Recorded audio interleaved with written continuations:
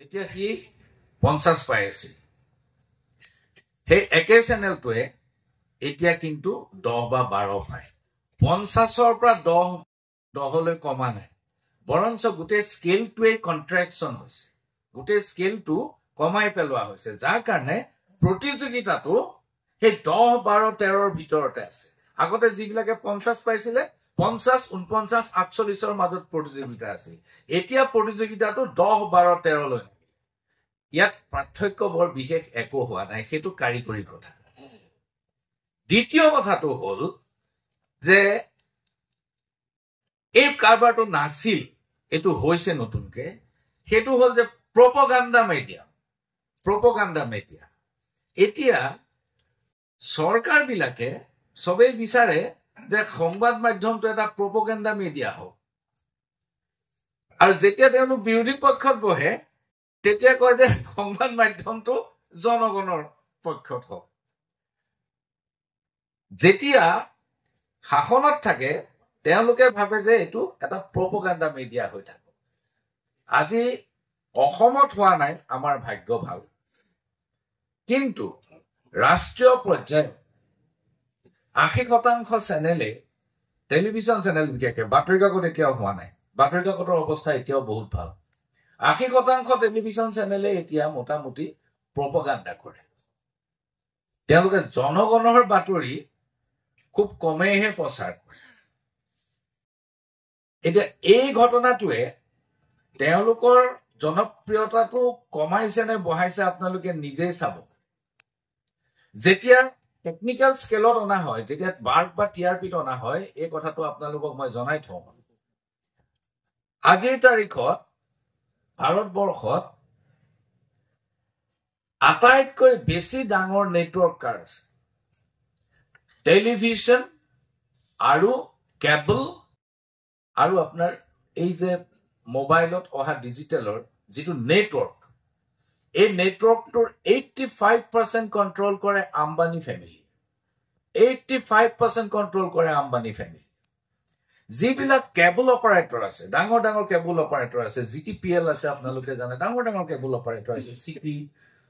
এই cable operator বিলাকে যাক ইচ্ছা কৰে তাক ল্যান্ডিং চেনেল কৰি দিব পাৰে অৰ্থাৎ মোৰ চেনেলটোৱে যদি কোনবা এজন অপাৰেটৰক কয় যে মোক তুমি ল্যান্ডিং চেনেল কৰা তেতিয়া আপুনি টিপা মাৰি দিলে প্ৰথম আপোনাৰটো ওলাব আৰু 2 মিনিট 1.5 মিনিটৰ পৰা 2 মিনিট সময় হেতু চাবই লাগে হেতুত স্কোৰটো কমাই যায় হেতুত নম্বৰটো কমাই যায় আম্বানীয়ে কি কৰিলে গোটেই ইন্ডিয়াৰ যিমান কেবল অপাৰেটৰ আছে সবৰ পৰা ল্যান্ডিং টাইমটো কিনি ললে যাৰ কাৰণে আপুনি যেতিয়াই টিপা মাৰিব তাত CNN TV 89 ৰিপাব্লিক ভাৰত আহে বা TV 18 আহে যি ল্যান্ডিং স্পেসটো কিনিছে হি হে নম্বৰটো পাইছে গতিকে যেটো টেকনিক্যাল স্কেলত কথাটো মেজাৰ কৰিবলৈ গলে ঘটনাটো সত্যতাটো হেতু যে আম্বানীয়ে 85% নিয়ন্ত্ৰণ কৰাৰ পিছত হে টেকনিক্যাল স্কেলটো তেওঁলোকে যিকোনো ধৰণে ম্যানিপুলেট কৰিব পাৰে ইয়াৰ দ্বাৰা সংবাদ মাধ্যমৰ জনপ্ৰিয়তাটো কমাটো নবুজে কিন্তু আন এটা কাৰিকৰী সমস্যা হৈছে হেতু হল যে প্ৰিন্টৰ ক্ষেত্ৰত কোভিড পৰৱৰ্তী পৰিস্থিতিত আমাৰ এটা সংকটৰ সৃষ্টি হৈছে প্ৰিন্ট মিডিয়াৰ ক্ষেত্ৰত কাৰণ কোভিডৰ সময়ত আমাৰ প্ৰিন্ট মিডিয়া একেবাৰে সাংঘাতিক ধৰণে কমি আহিলে বহুত দিন ধৰি পেপাৰ নলোৱাকৈ থাকিল মানুহৰ অভ্যাস সলনি হৈ গল সেই সময়তে ডিজিটেল মাধ্যম খুব শক্তিশালী হৈ উঠিল আৰু পৃথিৱী জুৰি এটা ডিজিটেল মাধ্যম যথেষ্ট শক্তিশালী কোনো সন্দেহ নাই এতিয়া এই ডিজিটেল মাধ্যমৰ বিপৰীতে প্ৰিন্ট বা ইলেক্ট্ৰনিক মাধ্যমটো সাস্টেইন কৰিবনে নকৰে এইটো এটা সময়ৰ কথা এটো কিমান দিনলৈকে থাকিব বা সময়ে ইয়াৰ উত্তৰ দিব এইটো আজিয়ে ক'ব পৰা নাযায় কিন্তু প্ৰিন্ট মিডিয়াৰ কোনোবা পেপাৰৰ সাৰ্কুলেশন কমি গৈছে কোনোবাই কিবা সলনি কৰিব লগা হৈছে ইয়াৰ মূল কাৰণটোৱে আছিল কোভিড পৰিস্থিতিয়ে আমাক বহুতখিনি পিছুৱাই লৈ গুচি গ'ল দ্বিতীয় কথাটো হল যে নিউজ প্ৰিন্টৰ যেটো দাম আৰু ইয়াৰ ডিস্ট্ৰিবিউশনৰ যেটো প্ৰক্ৰিয়া এইটো ইমান খৰচী যে যিমান দামত আপোনাক কাগজখন দিয়ে সিমান দামেৰে কাগজখন কেতিয়াও দিয়াটো সম্ভৱ নহয়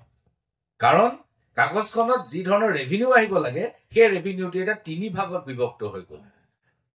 কাগজে পাব টেলিভিছনে পাব আৰু ডিজিটেলে পাব এতিয়া যদি কোনোবা এটা কোম্পানীয়ে 10 কোটি টকা ইয়াৰমাৰ্ক কৰিছে তেতিয়াহ'লে সেই 5 কোটি টকা টেলিভিছনক দিছে 3 কোটি পেপাৰক দিছে 2 কোটি ডিজিটেললৈ আহিছে গতিকে ৰেভিনিউ যেতিয়া ভাগ হৈ গ'ল অটোমেটিক্যালি প্ৰিন্টৰ পইচাটো কমি আহিল গতিকে প্ৰিন্টত নিউজ প্ৰিন্ট কিনি হকাৰ দি ডিস্ট্ৰিবিউট কৰা গাড়ীৰে নি থোৱা এজেন্টক কমিশন দিয়া গোটেই কাৰবাৰটোত এটা সাংঘাতিক ধৰণৰ চ্যালেঞ্জ আহিছে এনেকুৱা সময়ত মেনেজমেন্ট বিলাক যথেষ্ট দিগদাৰত পৰিছে ইয়াৰ কিবা এটা সমাধান সূত্ৰ নিশ্চয় উলিয়াব লাগিব অন্যথাই কিন্তু প্ৰিন্ট মিডিয়াৰ সন্মুখত এটা ডাঙৰ সমস্যা হ'ব আৰু ডাঙৰ কৰ্পোৰেটে আমাৰ দৰে অসমত যিবোৰ চেনেল আছে অপাৰেট কৰি আছে তেওঁলোকৰ অৱস্থা বেয়া কৰি দিব কাৰণ ডাঙৰ কৰ্পোৰেট যেতিয়া নামিব তেতিয়া বিভিন্ন ধৰণৰ ইনভেষ্টমেন্ট হয় গতিকে ডাঙৰ কৰ্পোৰেটে এই ক্ষেত্ৰত আমাক সমস্যাত পেলাব চতুৰ্থ কথাটো হ'ল যে যেতিয়া টিআৰপি ফিগাৰ বিলাক খুব ডাঙৰ আছিল তেতিয়া চেনেল আছিল এটা বা দুটা এতিয়া চেনেল হৈ গ'ল 7-8টা তেওঁলোকৰ মাজত ভিউৱাৰ্ছ ভাগি গৈছে ভাগাভাগি হৈছে তেওঁলোকৰ মাজত শ্বেয়াৰ হৈছে গতিকে কোনোবাই যদি আগতে 20 জন মানুহে একেটা চেনেল চাই আছিলে তাৰ মাজত 5 জন মানুহে বেলেগ এটা চাবলৈ ল'লে 3 জনে বেলেগ এটা চাবলৈ ল'লে 10 জনে বেলেগ এটা চাবলৈ ল'লে এই ধৰণে শ্বেয়াৰ হোৱাৰ কাৰণে গোটেই টেকনিক্যাল স্কেলটো কন্ট্ৰাকচন হৈছে গতিকে মই মন্ত্ৰী ডাঙৰীয়াই যিখিনি কথা কৈছে ইয়াত মই এইখিনি কথা আপোনালোকক স্পষ্টীকৰণ হিচাপে আগবঢ়াব ইয়াত সংবাদ মাধ্যমে ক্ৰেডিবিলিটি লোকসান কৰিছে সংবাদ মাধ্যমে বিশ্বাসযোগ্যতা হেৰুৱাইছে এই অভিযোগটো সদায় প্ৰতিখন সভাত এই কথাটো কোৱা হয় কিছু পৰিমাণে সঁচা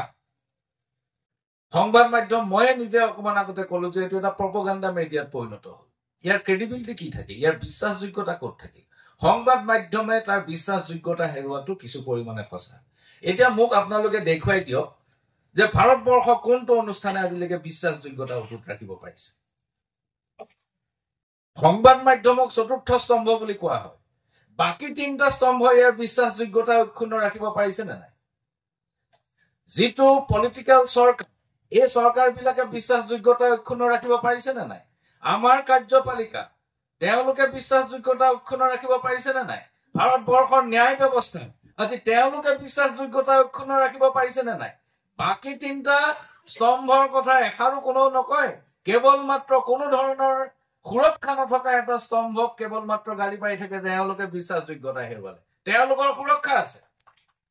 তেওঁলোকক আমি এটা মাত্ৰ গোচৰ কৰিব নোৱাৰো এখন আৰটিআই ৰিপ্লাই আমি পাব নোৱাৰো তেওঁলোকৰ সুৰক্ষা আছে আমাৰ সুৰক্ষা ক'ত তো আমাক কৈ থাকিব যে তোমালোকে আমাৰ মতে কাম কৰা নকৰিলে তোমালোকৰ ক্ৰেডিবিলিটি নাই সেইটো নহব বাকি তিনিটা অনুষ্ঠানৰ ক্ৰেডিবিলিটি লাইনত আনা তাৰ পিছত মোৰ ক্ৰেডিবিলিটিৰ প্ৰশ্ন কৰিব আজি কেনেকৈ সংবাদ মাধ্যমে ন্যায়ালয়ক সন্দেহ কৰিবলৈ ন্যায়ালয়ৰ ওপৰত প্ৰশ্ন কৰিবলৈ সুযোগ পায় কালি মোৰ ইণ্টাৰভিউ চলিছে সিনিয়ৰ এডভোকেট অনিল ভট্টাচাৰ্যৰ লগত প্ৰত্যেকটো প্ৰশ্নই ন্যায়ালয়ৰ বিৰুদ্ধে গৈছে কেনেকৈ কাৰ্যপালিকাক সন্দেহ কৰিবলৈ হেৰি পাইছে কেনেকৈ ৰাজনৈতিক চৰকাৰবিলাকে কেনেকৈ তাৰ ক্ৰেডিবিলিটি হেৰুৱাইছে গোটেই পৃথিৱীয়ে দেখি আছে তাত আহি পেলাই সংবাদ মাধ্যমে ক্ৰেডিবিলিটি হেৰুৱাইছে অকল সেইটো কথা সঁচা হ'ব নোৱাৰে আৰু সেইটো সঁচা হলেও বাকী কেইটাৰ লগত বাকী কেইটা স্তম্ভৰ লগত একেলগে ডুবিছে ই কেৱল অকলে ডুবা নাই গতিকে এই কথাটো সকলোৱে মনত স্পষ্ট ৰখা ভাল এতিয়া আপোনালোকৰ যথেষ্ট ভোক লাগিছিল আপোনালোকৰ ভাতৰ অকমান খেলি মেলি হৈছে খোৱাৰ মই বৰ দুখিত কিন্তু মই এতিয়া মূল ভাষণলৈ আহিব কৈছো আপোনালোকৰ অকমান সময় লম বেছি সময় মই নলম বাকি দুজন বক্তাৰ পৰা আপোনালোকে মোতকৈ ভালকৈ জানিব পাৰিব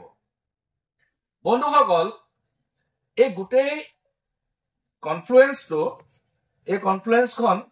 সংগঠিত কৰিছে আৰু ইয়াৰ বিষয়টো ৰখা হৈছে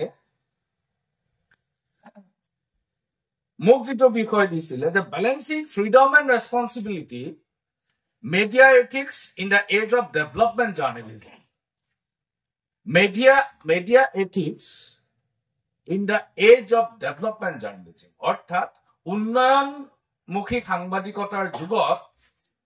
মিডিয়াৰ নীতি নিয়ম বা এথিক্স সেইটো কিহৰ ৰেফাৰেন্সত ক'ব লাগিব সেইটো ক'ব লাগিব ফ্ৰীডম এণ্ড ৰেছপন্স আপোনাৰ ফ্ৰীডম সংবাদ মাধ্যমৰ ফ্ৰীডম আৰু বাকি তিনিটা অনুষ্ঠানৰ ফ্ৰীডম একেনে ইমিউনিটি আৰু ফ্ৰীডম দুইটা একেনে মুঠেই নহয় আজি Article 19, Article 20, Article 21 of our Constitution. যিবোৰ ফ্ৰীডম যিবোৰ আমাক মুক্তভাৱে কথা কোৱাৰ যি অধিকাৰ দিছে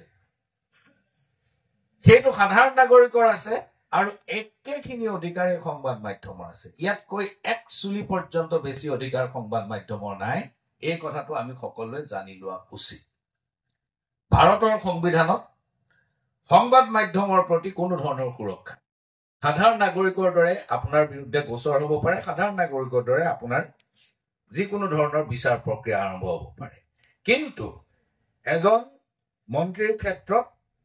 আপুনি তেনে ধৰণে বিচাৰ কৰিব নোৱাৰিব কাৰণ আপুনি ইয়াৰ আগতে ৰাজ্যপালৰ অনুমতি ল'ব লাগিব এজন বিধায়কক পুলিচে গ্ৰেপ্তাৰ কৰিব নোৱাৰিব কাৰণ ইয়াৰ আগতে তেওঁ অধ্যক্ষৰ অনুমতি ল'ব লাগিব এজন ন্যায়পালিকাৰ বিৰুদ্ধে আপুনি কোনো কথাই ক'ব নোৱাৰিব কাৰণ তেওঁ কণ্টেম্প্ট হ'ব এজন এক্সিকিউটিভৰ বিৰুদ্ধে আপুনি গোচৰ তৰিব নোৱাৰিব কাৰণ আপুনি পূৰ্বৰ পৰা গভৰ্ণমেণ্টৰ চেংচন ল'ব লাগিব এতিয়া কথাটো হ'ল সেই ধৰণৰ সুৰক্ষা আমাৰ নাই আমি একোজন সাধাৰণ নাগৰিকৰ দৰে ন্যূনতম যিখিনি সুৰক্ষা সেইখিনিয়ে আমি পাওঁ কিন্তু ইয়াত কনফ্লুৱেন্সটো হৈছে এটা বিশেষ অঞ্চলৰ আৰু সেইটো হৈছে 60 ষষ্ঠ অনুসূচী একাংশ জনগোষ্ঠীৰ বাবে নিৰ্ধাৰিত অসমৰ একাংশ মিজোৰামৰ সম্পূৰ্ণ মেঘালয় সম্পূৰ্ণ ত্ৰিপুৰাৰ একাংশ এই ধৰণে ইয়াত ষষ্ঠ অনুসূচীটো আছে এই ষষ্ঠ অনুসূচীত কৰ্মৰত সংবাদ কৰ্মীসকলৰ একাংশ স্থানীয় জনগোষ্ঠীয় সংবাদ কৰ্মী আন একাংশ সেই জনগোষ্ঠীটোৰ লগত নিমিলা ধৰণৰ বা অজনজাতি সংবাদ কৰ্মী অৰ্থাৎ এটা সেকশন ট্ৰাইবেল ইটো সেকশন নন ট্ৰাইবেল এতিয়া আপোনালোক 7খন জিলাৰ পৰা আহিছে আপোনালোকৰ ভিতৰত নন ট্ৰাইবেল কিমান আছে হাত দাঙকচোন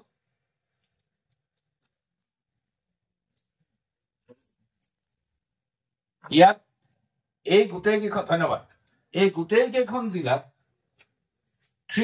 ইয়াত উপস্থিত থকা সকলৰ ভিতৰত মই ধাৰণা কৰিছো 3/4 3/4 ট্ৰাইবেল সাংবাদিক আৰু 1/3 নন ট্ৰাইবেল সাংবাদিক ইয়াৰ উপস্থিত থকা মই কৰ্মৰত হিচাপটো মই দিব নোৱাৰিম এতিয়া কথাটো হ'ল যে আমি যেতিয়া ষষ্ঠ অনুসূচীভুক্ত অঞ্চলবোৰত কাম কৰি আছো ইয়াৰ এটা নিৰ্দিষ্ট ইতিহাস আছে ইয়াৰ নিৰ্দিষ্ট ইতিহাসটো হ'ল যে সংবিধান সভাত যেতিয়া আলোচনা হৈছিল সাংবিধানিক অধিকাৰৰ প্ৰসংগত তেতিয়া উত্তৰ পূবৰ জনজাতিসকলৰ সম্পৰ্কত কিছু সুৰক্ষা বিচাৰি কিছুমান মানুহে কথা কৈছিল এই যে জনজাতিসকলৰ বিশেষ সুৰক্ষা দিব লাগে এই ধাৰণাটো প্ৰথম সংবিধান সভাত কোনে আনিছিল আপোনালোকৰ মনত পৰিবনে বাৰু কাৰোবাৰ এনিওয়ান ষষ্ঠ অনুসূচীৰ গোটেই ধাৰণাটো সংবিধান সভাত কোনে আনিছিল so that's our biggest problem we have been working in the 6th schedule area but we never tried to learn what is the history of 6th schedule area etu bahut dangor kotha jitu অঞ্চলত কাম কৰি আছে সেই অঞ্চলটোৰ ইতিহাসটো আমি সকলোৱে জানি লোৱা উচিত এই অঞ্চলবোৰ কিয় ষষ্ঠ অনুসূচী অন্তৰ্ভুক্ত হ'ল কোনে কৰিলে it was sir J.M. Nichols Roy James Joymohan Nichols Roy তেওঁ মেঘালয়ৰ মানুহ এতিয়াৰ মেঘালয়ৰ মানুহ তেওঁ আছিলে কেবিনেটৰ খ্ৰীষ্টিয়ান মেম্বাৰ আগতে যেতিয়া স্বাধীনতাৰ আগতে কেবিনেট আছিলে চৰকাৰ আছিলে তাত এংলো ইণ্ডিয়ান আৰু খ্ৰীষ্টিয়ানৰ এটা ৰিজাৰ্ভেশ্যন থাকে আৰু তাত তেওঁ খ্ৰীষ্টিয়ান মেম্বাৰ আছিলে তেওঁ যেতিয়া সংবিধান সভালৈ নিৰ্বাচিত হ'ল কনষ্টিটিউৱেণ্ট এছেম্বলিলৈ নিৰ্বাচিত হ'ল তেতিয়া তেওঁ প্ৰথমবাৰৰ কাৰণে এইটো মুভ কৰিছিল যে উত্তৰ পূবৰ জনগোষ্ঠীসকলৰ বাবে কিছু সুৰক্ষাৰ আমাক দিব লাগিব এই ধাৰণাটো গোপীনাথ বৰদলৈয়ে সাংঘাতিক ধৰণে সমৰ্থন কৰিলে গোপীনাথ বৰদলৈয়ে এই কথাটো কৈছিলে যে জনগোষ্ঠীসমূহৰ মাজত থকা কিছুমান উপাদান ইমানেই ভাল ইমানেই সুন্দৰ যে সেইবোৰ অজনজাতি লোকসকলৰ মাজতো প্ৰচলন হোৱাটো উচিত এতেকে সেইবোৰৰ সংৰক্ষণৰ কাৰণে সুৰক্ষাৰ কাৰণে সংবিধানত কিছু ব্যৱস্থা থাকিব লাগিব কিন্তু কুলধৰ চলিহা আৰু ৰোহিণী চৌধুৰী দুজন সংবিধান সভাৰ সদস্য আছিল তেওঁলোকে বিৰোধিতা কৰিছিল এই বিৰোধিতা আৰু সমৰ্থনৰ মাজত বি.আৰ. আম্বেদকাৰে ইয়াক সমৰ্থন কৰিলে এম ঠাক্কৰ বুলি এজন কনষ্টিটিউয়েন্ট এছেম্বলি মেম্বাৰ আছিল তেওঁ সমৰ্থন কৰিলে সমৰ্থকৰ সংখ্যা বেছি হ'ল যাৰ ফলত আজি সংবিধানত 1949 চনৰ 7 ছেপ্টেম্বৰৰ দিনা সংবিধানত এই ষষ্ঠ অনুসূচীটো অন্তৰ্ভুক্ত হ'ল কিন্তু বড়োলেণ্ডত কিন্তু ষষ্ঠ অনুসূচী অন্তৰ্ভুক্ত হোৱা নাছিল ৰূপনাথ বৰঙাই ষষ্ঠ অনুসূচী সমৰ্থন কৰিছিল কিন্তু বড়োলেণ্ড ষষ্ঠ অনুসূচীৰ অন্তৰ্ভুক্ত হোৱা নাছিল কাৰণ বড়োলেণ্ড পিছত অহা এটা এন্টিটি পিছত অহা এখন চৰকাৰ পিছত অহা এটা ব্যৱস্থা স্বাধীনতাৰ সময়ত কেৱল মাত্ৰ মেঘালয়ে পাইছিল মিজোৰামে পাইছিল কাৰ্বি আংলঙে পাইছিল ডিডেন এনচি হিলছ এতিয়াৰ ডিমা হাছাও ত্ৰিপুৰাৰ একাংশই পাইছিল জনজাতি অধ্যুষিত অঞ্চলসমূহে পাইছিল অসমৰ এই অঞ্চলটো বিটিএডি অঞ্চলটো তেতিয়া ষষ্ঠ অনুসূচী অন্তৰ্ভুক্ত হোৱা নাছিল যেতিয়া একৰ্ড হ'ল তাৰ পিছত বিটিএডি অঞ্চলটো ষষ্ঠ অনুসূচী অন্তৰ্ভুক্ত হ'ল কিন্তু তাত ষষ্ঠ অনুসূচীখন প্ৰথমবাৰৰ বাবে সংশোধন কৰা হ'ল তাক কেৱল বড়োলেণ্ডক অন্তৰ্ভুক্ত কৰাৰ বাবে এতিয়া এনচি হিলছ কাৰ্বি আংলং বা ত্ৰিপুৰা মিজোৰামত যি ধৰণৰ ব্যৱস্থা চলি আছে ষষ্ঠ অনুসূচী তাৰ লগত বিটিএডিৰ ব্যৱস্থাৰ গুণগত পাৰ্থক্য আছে কোৱালিটেটিভ ডিফাৰেন্স আছে এজনে হাত দাঙক কোনে ক'ব সেই কোৱালিটেটিভ ডিফাৰেন্সটো কি গুণগত পাৰ্থক্যটো কি এনিওয়ান সবে জানে Pardon? Hills and plains tribe. No. Anyone? Yes.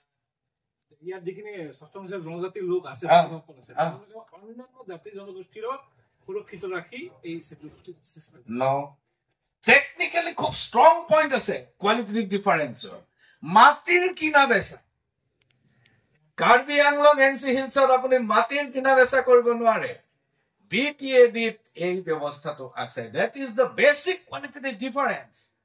working in the sixth scheduled area you must know these qualitative differences the nuances yet a difference to us যে ইয়াত জনজাতি আৰু অজনজাতিৰ মাজত ল্যান্ড ট্ৰান্সফাৰ হ'ব পাৰে যেটো কাৰ্বি আংলং আৰু এনচি হিলছত হেতু নিষিদ্ধ এতিয়া কথাটো হ'ল আনৰিটেন পাৰ্টটো কি আনৰিটেন পাৰ্টটো হ'ল যে চাব ইয়াত সাংবাদিকতা কৰাটো এই কাৰণে কৈছে ডেভেলপমেণ্ট জাৰ্নেলিজম এই ডেভেলপমেণ্ট জাৰ্নেলিজমৰ প্ৰসংগটো কেনেকৈ আহে যে গভৰ্ণমেণ্টে ক্লেইম কৰিব যে আমি ডেভেলপমেণ্ট কৰিছো বহুত গতিকে তোমালোকে ডেভেলপমেণ্টৰ প্ৰচাৰ কিন্তু development is a normal process এখন চৰকাৰ যেতিয়া থাকিব development is a normal process তাৰ সুকীয়াকৈ আকৌ ডেভেলপমেণ্টৰ কথাটো কেনেকৈ আহে বিয়া যেতিয়া মানুহে এবাৰ পাতে তেতিয়া খুব ৰং ৰহস্য কৰি ডাঙৰকৈ পতাৰ কথাটো বিয়া কিন্তু বিয়াখন যদি প্ৰতিদিনে যদি ভাত খোৱা পানী খোৱা নিচিনাকৈ পাতি থকা কথা হয় তেতিয়াহ'লে তাত কোনো ৰং ৰহস্য কৰাৰ কথা নাই উন্নয়ন এটা স্বাভাৱিক প্ৰক্ৰিয়া কিন্তু উন্নয়নৰ সাংবাদিকতাৰ প্ৰসংগটো কেনেকৈ আহিল প্ৰসংগটো এই কাৰণেই আহিল যে দীৰ্ঘদিন ধৰি ইয়াত উন্নয়নৰ কাম ব্যাহত হৈ আছিল কিহৰ কাৰণে কনফ্লিক্টৰ সংঘাতৰ কাৰণে আৰু এই সংঘাতৰ কাৰণে যে কাম বন্ধ হৈ আছিল বা উন্নয়ন প্ৰক্ৰিয়া বন্ধ হৈ আছিল অকল সেইটো নহয় এই সংঘাতে যিটো ছ'চিয়েল ফেব্ৰিক যিটো সামাজিক বিন্যাস এই সামাজিক বিন্যাসৰ বৰ ডাঙৰ ক্ষতি কৰিছে আপোনালোকে যিসকলে ষষ্ঠ অনুসূচী অঞ্চলত কাম কৰি আছে আপোনালোকে দুটা কথাৰ সদায় বেলেঞ্চত ৰাখিব লগা হয় এটা হ'ল যে 6ষ্ঠ অনুসূচী অন্তৰ্ভুক্ত জনগোষ্ঠীসমূহৰ সুৰক্ষা, আনহাতে এই জনগোষ্ঠী বহিৰ্ভূত মানুহবোৰৰ সুৰক্ষা, এই কথাটোৰ বেলেঞ্চটো সদায় মনত ৰাখিব লগা হয়, যিটো আন অঞ্চলৰ সাংবাদিকে এই কথাটো চিন্তা নকৰিলেও চলে। কাৰণ ইয়াত এইটো অত্যন্ত স্পৰ্শকাতৰ এই বিষয়। Yes. Non-tribal cannot possess the land of tribal, but tribal can possess the land of non-tribal. But even that right also forbidden in the hills. Hills are here right too নাই। Okay. এইটো donate কৰিব লাগিব বা অন্য ধৰণে চলাব লাগিব, cell কৰিব নহয়। এতিয়া ইয়াত কথাটো হ'ল যে এই যে সংঘাতটো, এই সংঘাতটো স্থায়ী কথা নহয়, কিন্তু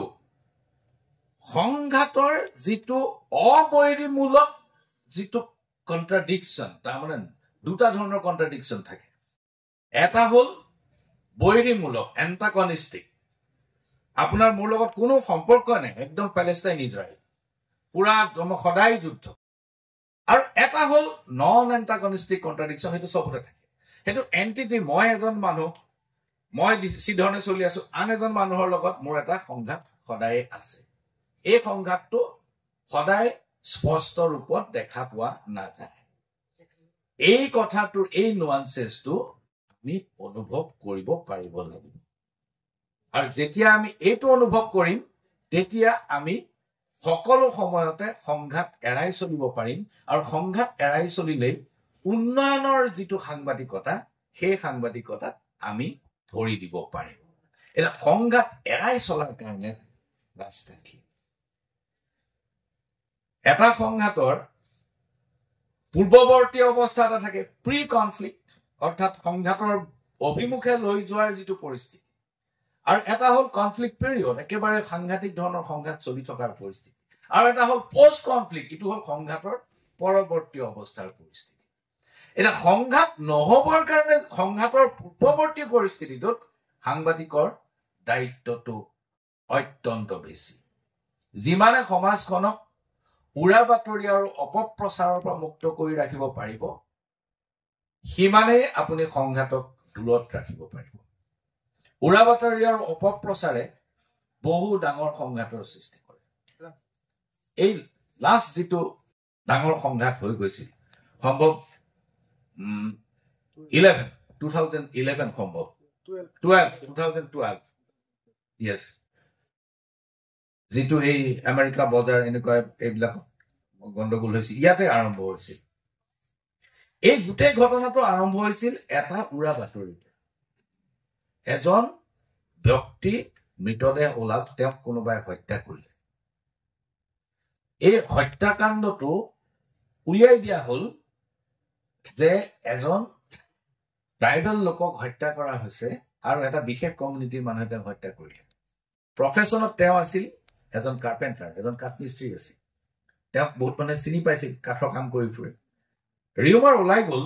যে এটা বিশেষ সম্প্ৰদায়ৰ মানুহে এই ঘটনাটো কৰিলে, আৰু মানুহজন ট্ৰাইবেল মানুহ। ইয়াৰ পিছৰে পৰা 24 ঘণ্টাৰ ভিতৰত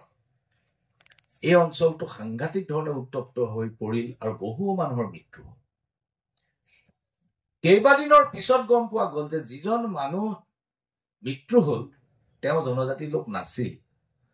আৰু তেওঁক যিজন মানুহে হত্যা কৰিলে তেওঁৰ লগত টকাৰ লেনদেনৰ কিবা এটা ঝামেলা আছিল, যিটো কাৰণে তেওঁক হত্যা কৰিলে, আৰু হত্যাকাৰীজনো সেই বিশেষ সম্প্ৰদায়ৰ মানুহ নাছিল। কেইবাদিনৰ পিছত গম পোৱা হৈছে। ইতিমধ্যে সংঘৰ্ষ হৈ বহু মানুহৰ মৃত্যু হ'ল, বহু মানুহৰ ঘৰ জ্বলিল। এই ৰিউমাৰটো, এই উৰা বাতৰিটোৱে 2012 সংঘাতৰ সৃষ্টি কৰিছে। এই উৰা বাতৰি আৰু অপপ্ৰচাৰ এইটো কোনে কৰিব? কিছুমান কোৱাৰ্টাৰ আছে, এই কোৱাৰ্টাৰবিলাক আইডেণ্টিফাই কৰিব লাগে যে কোনে এই উৰা বাতৰিটো প্ৰচাৰ কৰিব। আপুনি সঁচা বাতৰিটোৰ পিছত দৌৰক, লাগিলে 2 দিন দেৰি হওক, 2 দিন দেৰি হওক। মিছা বাতৰি সোনকালে প্ৰচাৰ কৰাৰ বাবে আপোনাক কোনো পুৰস্কাৰ নিদিয়ে, লাভ নাই। যে বাতৰি মিছা কিন্তু গৈছে সোনকালে চবতকে আগতে পাইছে সেইটোৰ কোনো ক্ৰেডিবিলিটি নাই কিন্তু সঁচা কথাটো আপুনি মানুহৰ আগত প্ৰকাশ কৰক আৰু সদায় উভয় পক্ষৰ মাজৰ সন্তুলন ৰাখিব পৰাকৈ বাতৰি প্ৰচাৰ কৰক উভয় পক্ষৰ মানুহে নিজৰ ক্ষোভ প্ৰকাশ কৰিব পাৰিব লাগিব সকলো সমাজৰ সকলো অংশৰ মানুহে নিজৰ ক্ষোভ আপোনাৰ মাধ্যমৰ জৰিয়তে প্ৰকাশ কৰিব পাৰিব লাগিব কেৱল যদি একাংশ মানুহৰ কথা আপুনি কৈ থাকে আন একাংশ মানুহৰ বাবে এই কথাটো ন্যায় বিচাৰ নহব ইয়াত মানে এটা কথা আছে মই বেছি সময় নলওঁ চন্দন ৰবি মই বেছি সময় নলওঁ বড়োলেণ্ড কাৰ্বি আংলং এনচি হিলছৰ আন এটা সমস্যা আছে এই সামাজিক সত্যতাটো আমি সকলোৱে জনজাতি হওক অজনজাতি হওক সকলো সংবাদ কৰ্মীয়ে উপলব্ধি কৰিব পাৰিব লাগিব সংবিধানত 1949 চনত 6ষ্ঠ অনুসূচীৰ জন্ম দিয়া হ'ল কেইজনমান বিশেষ ব্যক্তিয়ে এই কামটো কৰিলে কিন্তু ইয়াৰ বাবে কোনো ধৰণৰ ডাঙৰ আন্দোলন হোৱা নাছিল যেনেকৈ বড়োলেণ্ডৰ আন্দোলন হৈছিল বা কাৰ্বি আংলঙত যেনেকৈ হেম্প্ৰাই কৈছিল যেনেকৈ আৰ্টিকল 244A যেনেকৈ তেনেকুৱা ধৰণৰ আন্দোলন হোৱা নাছিল কিন্তু 6ষ্ঠ অনুসূচী দিয়াৰ পিছতো সুৰক্ষা দিয়াৰ পিছতো এই ধৰণৰ প্ৰত্যাশা অব্যাহত থাকিল ইয়াৰ কাৰণটো হ'ল যে নতুনকৈ যেতিয়া এটা সংহত মধ্যবিত্ত শ্ৰেণীৰ সৃষ্টি হয় যিকোনো জনগোষ্ঠীয় সমাজত তেতিয়া তাৰ এটা আকাংক্ষা থাকে আৰু এই আকাংক্ষাক আপুনি বাধা দিব নোৱাৰে ইতিহাসৰ এইটো গতি সকলো মানুহ সদায় একে স্তৰত একে ধৰণে কেতিয়াও নাথাকে গতিকে ইতিহাসৰ গতিত সি ক্ৰমাৎ নিজৰ আকাংক্ষা প্ৰতিফলিত কৰিবলৈ বাধ্য আৰু কৰি যাব এই কথাটোত যেতিয়া আকাংক্ষাৰ বাবে যেতিয়া আকাংক্ষা প্ৰতিফলিত কৰাৰ কাৰণতে যেতিয়া আন্দোলন হয় তেতিয়া তাত নতুনকৈ দুটা শ্ৰেণীৰ সৃষ্টি হয় দুখন সমাজৰ সৃষ্টি হয় এটা হ'ল পলিটিকেল ক্লাছ ৰাজনৈতিক শ্ৰেণীটো আৰু ইটো হ'ল চিভিল সোসাইটি ৰাজনৈতিক শ্ৰেণী মানে মই ৰাজনীতি কৰি থকা মানুহবোৰক কোৱা নাই প্ৰমোদ বৰুৱা ভাগ্যমা মহিলাই নহয় পলিটিকেল এটা ক্লাছ হয় যি এলিট ক্লাছটোৱে তাৰ ৰাজনীতিটো নিয়ন্ত্ৰণ কৰাৰ চেষ্টা কৰে কাৰণ জানে যে জাতিৰ আকাংক্ষা পূৰণ কৰিব পাৰিব তেতিয়াহে যেতিয়া ৰাজনৈতিক ক্ষমতা জাতিৰ হাতলৈ আহিব এই আকাংক্ষাটো তেতিয়া প্ৰতিফলিত হয় আৰু এটা পলিটিকেল ক্লাছৰ সৃষ্টি হয় তেওঁলোক আমাৰ মাজতে থকা কিছুমান মানুহ যি নিজে নাজানে যে he belongs to that political class দ্বিতীয় এখন সমাজৰ সৃষ্টি হয় সেইটো হৈছে চিভিল সোসাইটি এখন নাগৰিক সমাজৰ সৃষ্টি হয় যি সমাজখনৰ সুৰক্ষা গণতান্ত্ৰিক অধিকাৰ আকাংক্ষাৰ কথা সদায় চিন্তা কৰে এনচি হিলছ কাৰ্বি আংলং বড়োলেণ্ডত খুব শক্তিশালী পলিটিকেল ক্লাছ এটাৰ সৃষ্টি হ'ল কিন্তু চিভিল সোসাইটিৰ সৃষ্টি there is no strong civil society in these areas এইটো এটা ডাঙৰ দুৰ্বলতা যদি শক্তিশালী নাগৰিক সমাজ নাথাকে তেতিয়াহ'লে ডেমক্ৰেসিৰ বেলেন্সটো কেতিয়াও সম্ভৱ নহয় সদায় এটা পক্ষত থাকিব আপুনি চাবচোন যেতিয়া হিলছত যেতিয়া এখন গভৰ্ণমেণ্ট আহে বিৰোধী পক্ষৰ কোনো নামেই নাইকিয়া হৈ যায় কামেই নাইকিয়া হৈ যায় বিৰোধী পক্ষৰ বিষয়ে কোনো সাংবাদিকেও নিলিখে কাৰো কথা এটা বাইকো নোলায় ক'তো এটা নিউজো নোলায় আকৌ সেই বিৰোধী পক্ষ যেতিয়া চৰকাৰ পাইগে লগে লগে আকৌ ইটো বিৰোধী পক্ষ নোহোৱা হয় আমাৰ কাৰণটো হ'ল যে চিভিল সোসাইটিটো তাত নজৰ ৰখা নাই চিভিল সোসাইটিটোৱে সাংবাদিকৰ ওপৰত নজৰ ৰখা সাংবাদিকে যেনেকে কৈছে তেনেকেই কৰি আছে যদি নাগৰিক সমাজখনৰ সাংবাদিকৰ ওপৰত চকু থাকিলেহেঁতেন আৰু সাংবাদিক নিজে যেতিয়া নাগৰিক সমাজখনৰ এজন অংশীদাৰ হলেহেঁতেন তেতিয়া এই ঘটনাটো নহয় এতিয়া যিবোৰ অঞ্চলত শক্তিশালী নাগৰিক সমাজ নাই চিভিল সোসাইটি নাই সেই অঞ্চলবোৰ হৈছে 6ষ্ঠ অনুসূচী অন্তৰ্ভুক্ত অঞ্চল আৰু তাত সংবাদ কৰ্মী হিচাপে আপুনিয়ে একোজন চিভিল সোসাইটিৰ নেতা আপুনিয়ে সেই চিভিল সোসাইটিৰ অন্তৰ্ভুক্ত মানুহ যদিও চিভিল সোসাইটি নাই কিন্তু আপোনালোকেই চিভিল সোসাইটি গতিকে আপোনালোকে চিভিল ছ'চাইটিৰ যিবিলাক দায়িত্ব আৰু যিবিলাক দায়িত্ব সংবিধান আৰু আইনে আপোনাৰ হাতত দিছে সেইখিনি নিষ্ঠাৰে পালন কৰাটো অত্যন্ত জৰুৰী আৰু সেইখিনি পালন কৰিলেই আমাৰ ক্ৰেডিবিলিটি আমি নিজে বুজি পাম যে কিমান ক্ৰেডিবল কাম আমি কৰিছো কিমান বিশ্বাসযোগ্য আৰু কিমান দায়বদ্ধ কাম আমি কৰিছো গতিকে মই আপোনালোকৰ বিশেষ সময় নলওঁ ইতিমধ্যেই গোটেই প্ৰক্ৰিয়াটো যথেষ্ট পলম হৈ গৈছে আৰু দুজন বক্তা আছে মই আপোনালোকক পুনৰ শুভেচ্ছা জনাই মই মোৰ বক্তব্য ইমানতে সামৰিছো আৰু মই আশা ৰাখিছো আপোনালোকে বাকী কেইজন বক্তাৰ পৰা মোতকৈ বেছি স্পষ্ট ৰূপত কথাবোৰ জানিবলৈ সুবিধা পাব আৰু অতি সংগঠিত ৰূপত আপোনালোকে জানিবলৈ সুবিধা পাব মোৰ ইতিমধ্যে যথেষ্ট পলম হৈছে গতিকে মই মঞ্চত উপবিষ্ট সকলো বিশিষ্ট ব্যক্তি আৰু আপোনালোক সকলোৰে পৰা বিদায় ল'ব বিচাৰিছো নমস্কাৰ